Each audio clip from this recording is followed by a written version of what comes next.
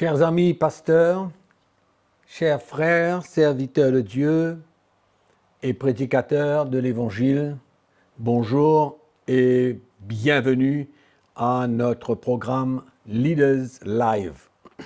C'est une joie toujours pour moi de partager l'Évangile avec vous, partager mon cœur en croyant que l'Esprit du Seigneur nous guide, nous conduit, nous aide à comprendre le plan de Dieu, comprendre la volonté de Dieu, et surtout dans ces derniers jours, qu'est-ce que le Saint-Esprit veut dire et qu'est-ce que Jésus veut accomplir au sein de son Église. Donc aujourd'hui, je vais vous parler de l'Église locale autonome, point d'interrogation. C'est-à-dire, est-ce que une Église doit être locale et doit être autonome? L'Église locale autonome. Point d'interrogation. Premièrement, définissons le mot autonomie. C'est important de comprendre. L'autonomie, c'est la capacité d'un individu, d'un système, d'une organisation à se gouverner soi-même selon ses propres règles. Je répète. L'autonomie veut dire la capacité d'un individu, d'un système, d'une organisation, comme celle de l'Église par exemple, à se gouverner soi-même selon ses propres règles.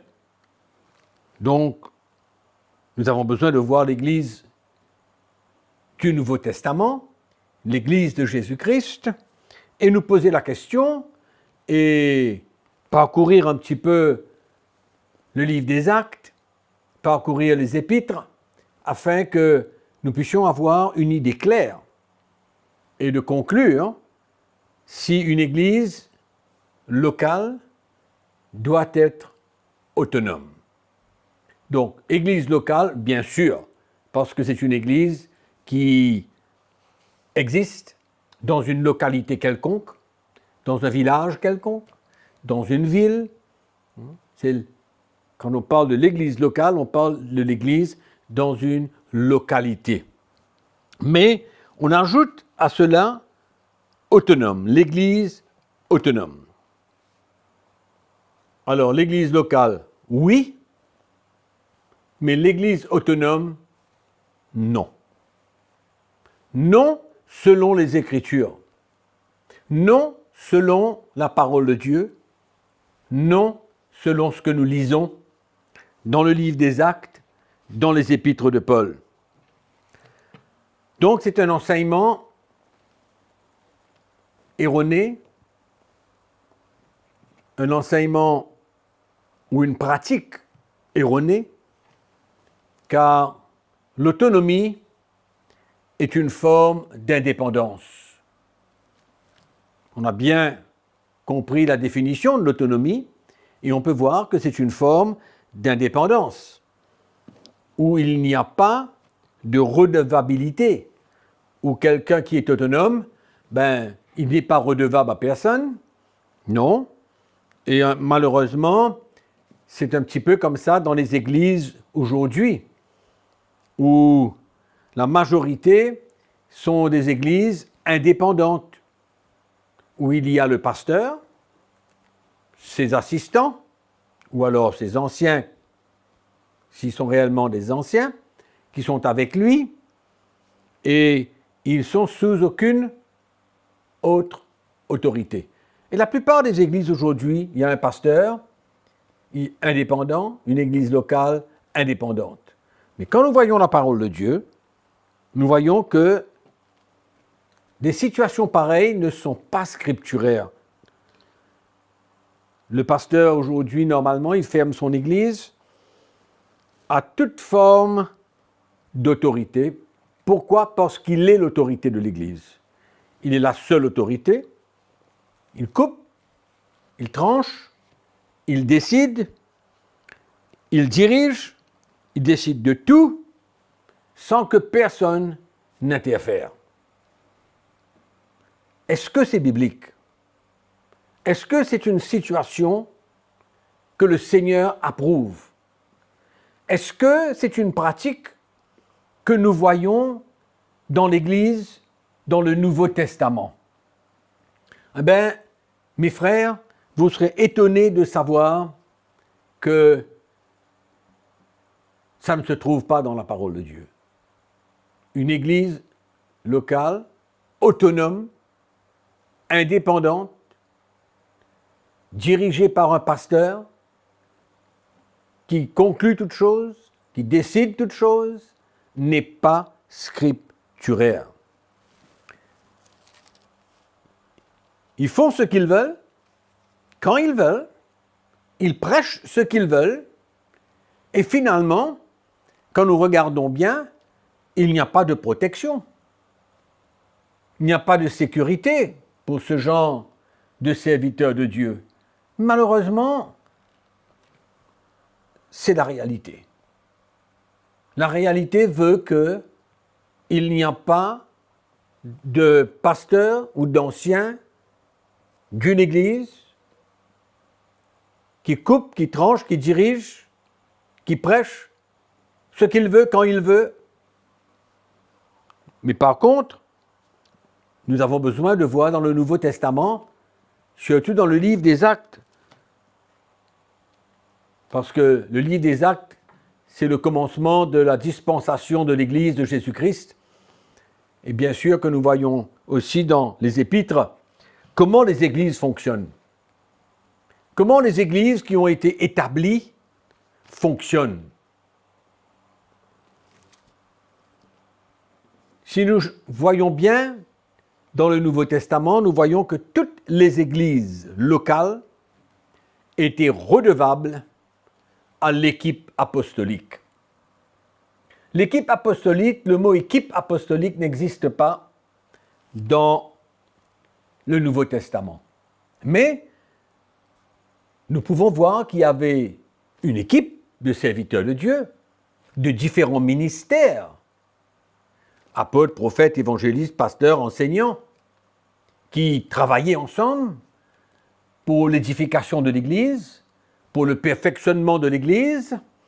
Et nous voyons que ces équipes qui existaient, il y avait Paul était apôtre, Barnabas, etc. Et il y avait avec eux des prophètes, il y avait des évangélistes, etc. Il y avait des ministères qui agissaient et qui travaillaient ensemble et qui opéraient dans les églises locales. Et nous voyons que toutes ces églises locales étaient réunies ensemble. Ce n'était pas une dénomination comme nous comprenons aujourd'hui, mais ces églises locales étaient unies dans l'esprit au travers de ces différents ministères qui œuvraient dans toutes ces églises locales pour établir, pour affermir, pour enseigner, pour corriger, pour construire le peuple de Dieu. Donc, qu'est-ce que cela veut dire? Cela veut dire qu'il y avait quand même une soumission, les anciens des églises locales avaient une soumission dans le cœur vis-à-vis de cette équipe apostolique, vis-à-vis, nous voyons même, de l'apôtre Paul. Donc c'est très important de comprendre tout cela aujourd'hui, parce qu'il n'y a pas de sécurité, il n'y a pas de protection quand une église locale est dirigée par une personne, un pasteur, comme on dit aujourd'hui. On ne dit même pas un ancien, on dit un pasteur. C'est la mode, c'est la mode, mais ça n'existe pas. Et surtout que nous ne voyons aucune part qu'une église locale était dirigée par un homme, par une personne. Mais par contre, nous voyons qu'il y avait différents ministères qui étaient envoyés dans les églises locales, comme j'ai dit tout à l'heure, pour construire, pour les affermir, pour corriger, pour avertir. Enfin, il y avait beaucoup de raisons pourquoi ces ministères qui représentaient finalement Christ, ces ministères représentaient Christ lui-même, et il y avait différentes onctions, c'était différents appels, et chacun portait ce qu'il avait pour la construction de l'Église du Seigneur. Donc, ces églises, par exemple, dans le Nouveau Testament, elles n'étaient pas autonome. Elle n'était pas dirigée, elle n'était pas comme une organisation gouvernée par elle-même, par le pasteur, mais il y avait, pas interférence, mais il y avait relation qui avait été établie entre cette équipe apostolique et les différents anciens des églises locales qui travaillaient ensemble. Et il y avait même une reconnaissance dans la vie des anciens des églises locales vis-à-vis de ces serviteurs de Dieu, de ces différents ministères, bien sûr, normalement dirigés, conduits par les apôtres. C'est pourquoi c'était des équipes apostoliques. Et nous voyons que Paul, en tant qu'apôtre dans le Nouveau Testament, avait une équipe avec lui de beaucoup de travailleurs, beaucoup de serviteurs.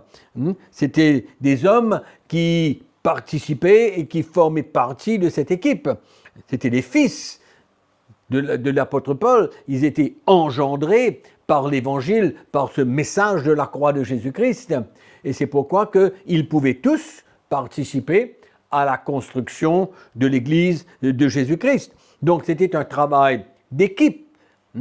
Mais quand il y a un pasteur d'une église locale autonome qui gouverne, qui dirige, qui fait tout lui seul, ce n'est pas scripturaire. Non. Malheureusement, ça peut être un choc pour beaucoup, parce qu'il y a beaucoup d'églises indépendantes qui n'ont pas de relation avec les équipes apostoliques et qui sont dirigées, comme je dis, par une personne ou par une personne et quelques assistants, mais qui, normalement, ne sont que les, comme on dit en anglais, des yes men. C'est le pasteur qui conduit toute chose, qui dirige toute chose. Donc, par contre, quand nous voyons cette équipe apostolique, nous voyons ce travail d'équipe, nous voyons qu'il y a une relation qui existe entre le ministère apostolique, l'équipe apostolique et les églises.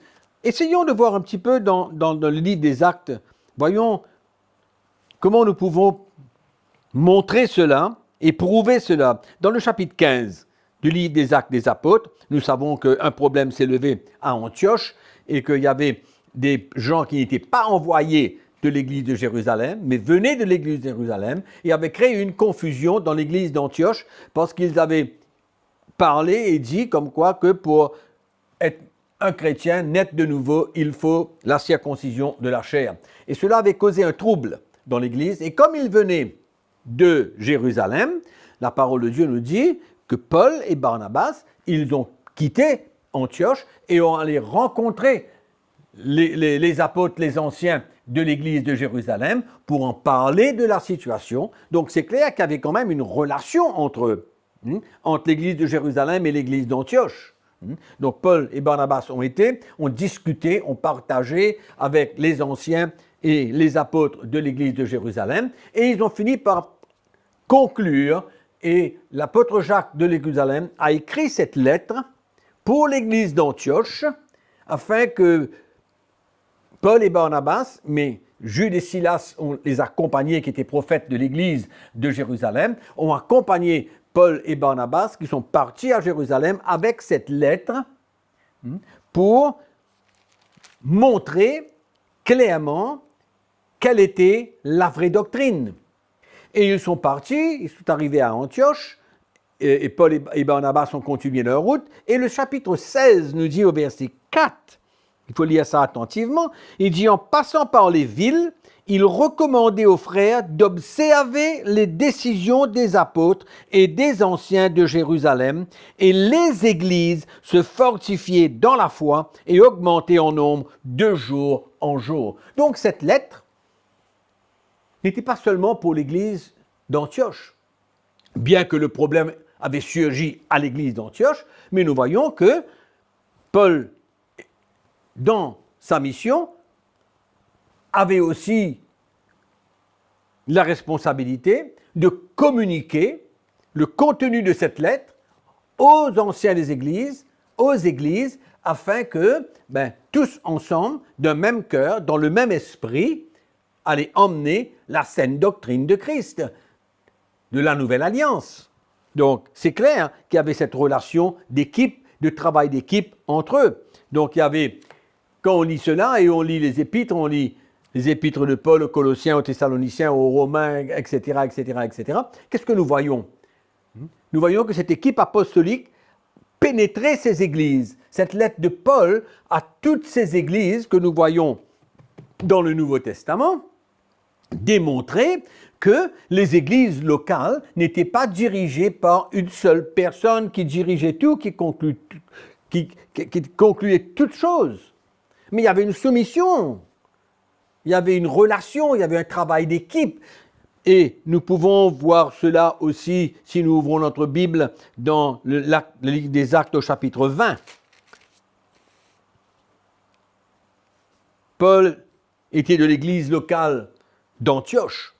Mais ici, au verset 17 du chapitre 20, il dit « Cependant, de Milet, Paul envoya chercher à Éphèse les anciens de l'église. » Les anciens de l'église d'Éphèse.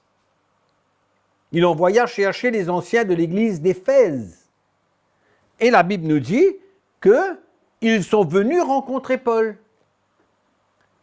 Donc il y avait cette relation, cette soumission, et ils ne géraient pas l'église par eux-mêmes, mais ils réalisaient l'apport de différents ministères, de l'équipe apostolique, et ils étaient soumis dans leur cœur. Il y avait une soumission à cette équipe apostolique. Et quand Paul leur a demandé de venir, ils n'ont pas, allons-y, ils ne se sont pas opposés, ils ne se sont pas posés toutes sortes de questions, mais parce qu'il y avait cette relation et que Paul avait une entrée libre dans l'église d'Éphèse, comme il l'avait dans toutes les églises, et comme il envoyait les serviteurs de Dieu, les collaborateurs dans les églises, donc pour eux, les anciens de l'église d'Éphèse, c'était normal pour eux. Normal. Et ils ressentaient cette autorité sur leur vie. Et ils acceptaient d'être sous cette autorité. Et c'est pourquoi qu'ils sont allés rencontrer l'apôtre Paul de tout leur cœur. Ils savaient que c'était pour un but.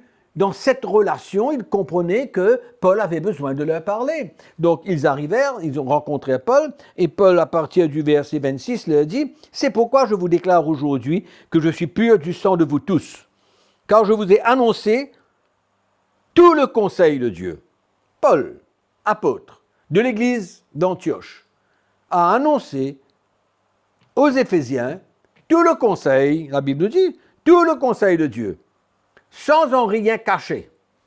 Donc Paul avait cette entrée libre, cette relation avec ses anciens, qui eux se sentaient sous la protection de cette équipe apostolique. Et c'était normal pour eux, parce que l'église d'Éphèse, ce n'était pas la possession de quelqu'un. Et ils comprenaient cela. Et Paul, maintenant, va leur donner un avertissement. Voilà la raison de différents ministères encore dans l'Église. Paul leur dit au verset 28, « Prenez donc garde à vous-même et à tout le troupeau sur lequel le Saint-Esprit vous a établi évêque, pour paître l'Église de Dieu, qu'il s'est acquise par son propre sang. Je sais qu'il s'introduira parmi vous, après mon départ, des loups cruels, qui n'épargneront pas le troupeau, et qu'il s'élèvera du milieu de vous des hommes qui enseigneront des choses pernicieuses pour entraîner les disciples après eux. Veillez donc, qu'il dit, vous souvenant que, durant 3 années, je n'ai cessé nuit et jour d'exhorter avec larmes chacun de vous. » Amen. Et Paul vient maintenant mettre en garde les anciens de l'église d'Éphèse, les avertir, leur donner un avertissement, comme quoi il y a des gens qui vont se lever au milieu d'eux, au milieu de l'église, de faire attention, de prendre garde, de veiller. Amen. Donc c'était cette autorité apostolique, cette autorité de ces différents ministères qui pouvaient parler de la sorte, encourager, exhorter, avertir les anciens de l'Église. Donc il y avait ce travail d'équipe, ce travail de soumission entre eux. Donc église locale autonome, c'est-à-dire dirigée, gouvernée par un pasteur, n'a pas sa place dans l'église du Nouveau Testament. Malheureusement, c'est comme ça, mais il faut l'accepter. Amen. Colossiens, chapitre 4. L'épître de Paul aux Colossiens, chapitre 4. Vous savez très bien que Paul avait écrit cette épître.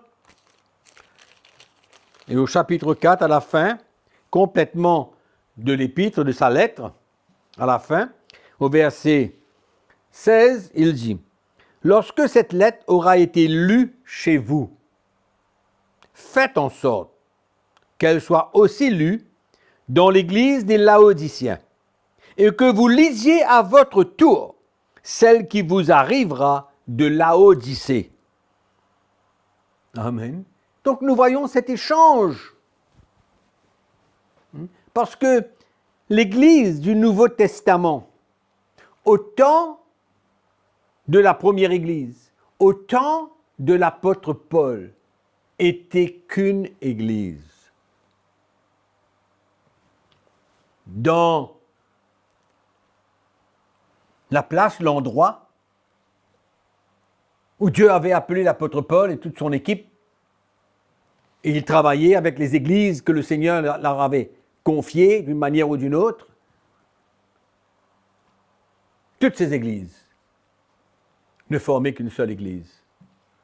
Dans différentes localités, mais soumises. Églises soumises,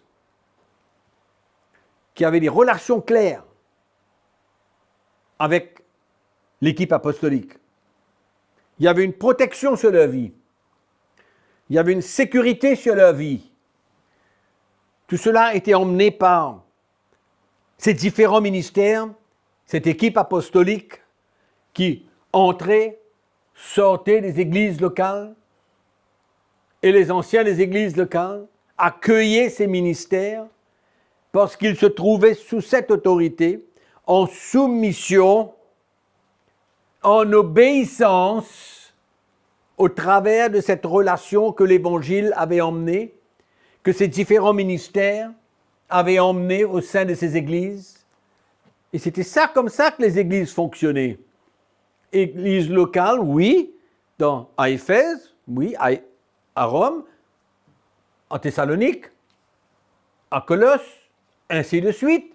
Oui, église dans certaines localités, mais autonome, c'est-à-dire gouvernée par elle-même, n'est pas scripturaire. Il n'y a aucune église que nous voyons. Aucune. Donc, cette équipe apostolique, ce n'était pas un contrôle, mais c'était plutôt des directives, des enseignements, des avertissements aux anciens des églises. C'était ce qu'ils avaient besoin de porter pour perfectionner l'église.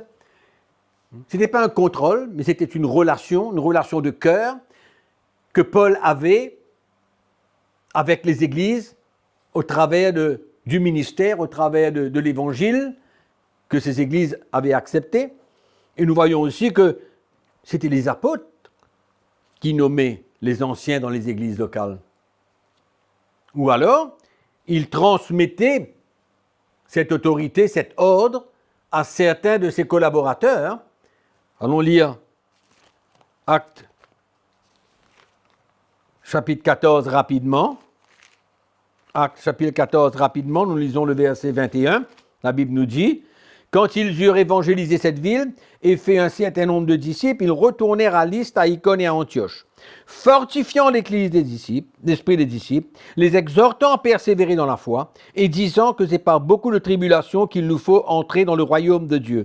Ils désignèrent des anciens dans chaque église. » Ils désignèrent des anciens au pluriel dans chaque église. Amen. Ils avaient cette autorité. Les apôtres avaient cette autorité pour désigner les anciens dans les églises. Et bien sûr, dans l'épître de Tite, qu'est-ce que nous voyons? L'épître de Tite, nous voyons que l'apôtre Paul envoie une lettre à Tite et il lui dit au verset 5, « Je t'ai laissé en Crète afin que tu mettes en ordre ce qui reste à régler et que selon mes instructions, tu établisses des anciens dans chaque ville. » dans chaque localité, tu établisses tes anciens. Donc Tite avait reçu cet ordre de l'apôtre Paul. Bon, donc les anciens sont désignés, sont nommés par les apôtres et par ceux qu'ils donnent comme ordre et autorité aux autres. Non. Donc nous voyons tout un scénario dans la parole de Dieu qui est différent d'aujourd'hui, différent dans la plupart des églises d'aujourd'hui. Alors peut-être que je pourrais terminer en disant simplement aujourd'hui que tout ceci, tout ce que nous avons parlé là, ne peut pas exister et ne peut pas être réalisable sans le message de la croix de Jésus-Christ, sans ce message apostolique, sans ce fondement qui est posé par les apôtres dans les églises. Parce que c'est dangereux d'être un apôtre sans le message de la croix, sans un brisement de la part de Dieu, sans une formation à l'intérieur, sans cette humilité que produit le message de la croix de Christ quand l'homme de Dieu a besoin de prendre sa croix et de suivre Jésus. Sans ce message, l'apôtre devient dictateur. Il devient un homme de contrôle, il devient manipulateur. Mais quand le message de la croix demeure, est le fondement de l'Église, et que ces ministères ont accueilli ce message, vivent ce message de la croix, où le Seigneur les brise, les forme à l'image de Jésus-Christ, il n'y a pas de danger. Au contraire, c'est une sécurité, c'est une protection, c'est la main du Seigneur sur l'Église. C'est pourquoi les anciens de l'Église doivent réaliser que l'Église autonome n'existe pas et qu'il faut trouver une équipe de serviteurs de Dieu avec qui ils doivent travailler ensemble et se soumettre. Amen. Nous allons arrêter là pour aujourd'hui et nous prions que le Seigneur continue à vous éclairer et que sa grâce puisse se manifester dans votre vie. Entre-temps, en attendant la prochaine session, que la grâce du Seigneur soit avec vous et n'oubliez pas qu'on vous aime.